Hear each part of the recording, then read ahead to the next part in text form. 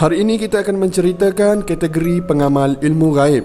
Pada dasarnya, dalam masyarakat Melayu ada 3 jenis kategori pengamal-pengamal ilmu gaib, iaitu pengamal ilmu gaib hitam seperti penyihir atau ahli-ahli sihir atau tukang sihir.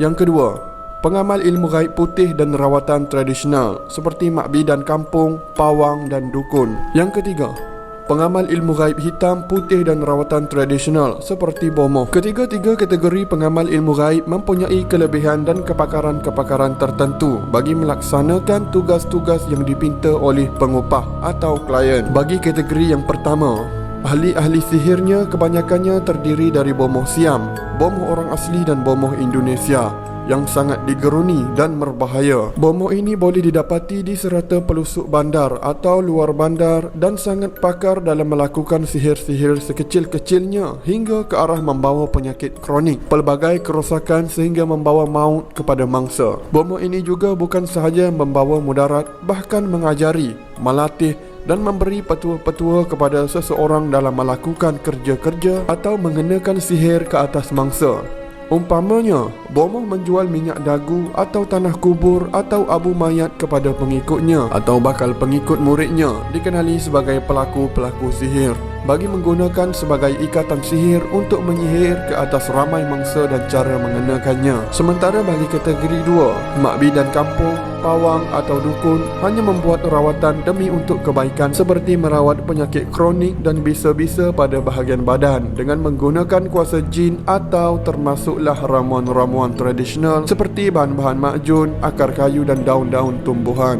Para dukun ini tidak membuat kerja-kerja kotor atau sihir yang menganiayai orang lain, tetapi boleh mengajari dan melatih dengan memberi petua-petua kepada seseorang bagi kebaikan seperti ilmu pelaris kedai, susuk kecantikan, memakai ilmu kebal, ilmu tidak luput tua, ilmu pendinding rumah atau bangunan, ilmu kekuatan fizikal dan apa sahaja yang memudahkan kerja mengikut permintaan klien. Bagi kategori ketiga, bomoh pula boleh melakukan pekerjaan ilmu gaib hitam dan putih bergantung kepada permintaan pengupah atau klien oleh sebab kepakaran dalam kedua ilmu itu. Bomoh boleh melintas membuat kerja-kerja ilmu hitam seperti sihir dan begitu juga boleh mengajari serta melatih pelaku-pelaku sihir untuk kerja-kerja sihir. Tidak kurang juga bomoh akan membuat kerja ilmu gaib putih bagi kebaikan klien untuk seperti pendinding diri, kebal, pelaris, penunduk dan pelbagai lagi bagi mendapat upah sewajarnya.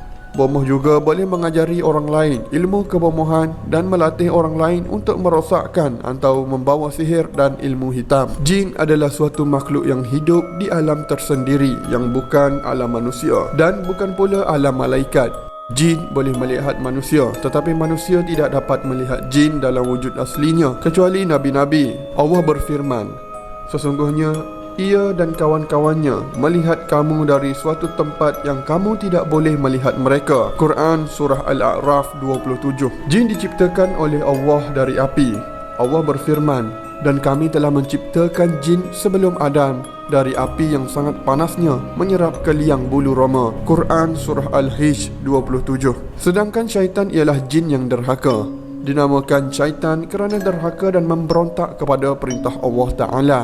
Dan iblis adalah nenek moyangnya syaitan. Namun jin, syaitan dan iblis semuanya merupakan satu keturunan jin yang berasal dari jan. Ibnu Taimiyah rahimahullah mengatakan bahawa iblis merupakan juga keturunan jin. Yang jelas Al-Quran Al-Karim mengatakan, dan ingatlah peristiwa ketika kami berfirman kepada malaikat, sujudlah kamu kepada Adam. Lalu mereka sujud kecuali iblis.